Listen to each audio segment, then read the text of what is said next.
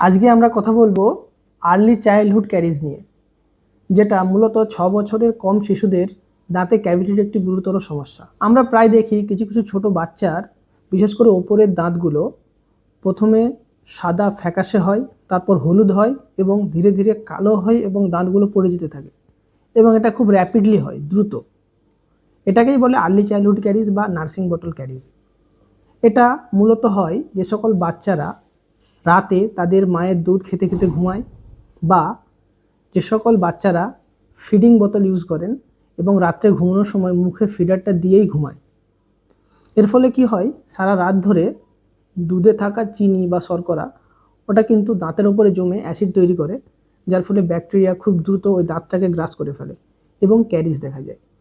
এটা মূলত 4টি স্টেজে দেখা যায়, যেটা আপনারা ছবিতে দেখতে পাচ্ছেন। এটা কিন্তু খুব গুরুতর সমস্যা, কারণ দুধের দাঁতগুলো একসময় পড়ে যাবে, পড়ে গিয়ে পার্মানেন্ট দাঁত আসবে, এটা ঠিক, কিন্তু দুধের দাঁত থেকে ক্যারিজ ছড়িয়ে আপনার পার্মানেন্ট দাঁতে পর্যন্ত যেতে পারে। এমনকি ছোট বাচ্চাদের জন্য এটি ভীষণ একটা যন্ত্রণার বিষয় হতে পারে, যার ফলে তারা প্রচুর কষ্ট পেতে পারে। তো চলুন আমরা জেনে নিই এটা কিভাবে আপনি প্রিভেন্ট করতে পারেন। শিশু 1 বছর বেশি বয়স হলে তাকে বোতলে দুধ খাওয়ানো বন্ধ করা শুরু করুন, এবং রাতে ঘুমানোর সময় দুধ মুখে দিয়ে ঘুমানো অ্যাভয়েড করুন।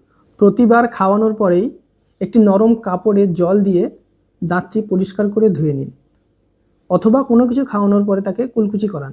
দাঁত ওঠার সাথে সাথেই ফ্লুরাইডযুক্ত টুথপেস্ট ব্যবহার করুন।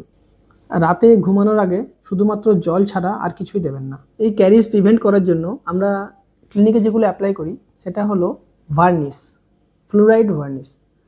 এটি বছরে 2 থেকে 4 বার করলে খুব ভালো উপকার পাওয়া যায়। এই ফ্লুরাইড ভার্নিশ কী এবং এটা কীভাবে ব্যবহার করা হয়, এটা নিয়ে পরবর্তী ভিডিওতে আমরা ডিটেলে ব্যাখ্যা করব। দুধের দাঁত কিন্তু ভবিষ্যতের পার্মানেন্ট দাঁতের জন্য রাস্তা তৈরি করে, তাই আজ যত্ন নিলে ভবিষ্যতের বড় ঝুঁকি এড়ানো সম্ভব।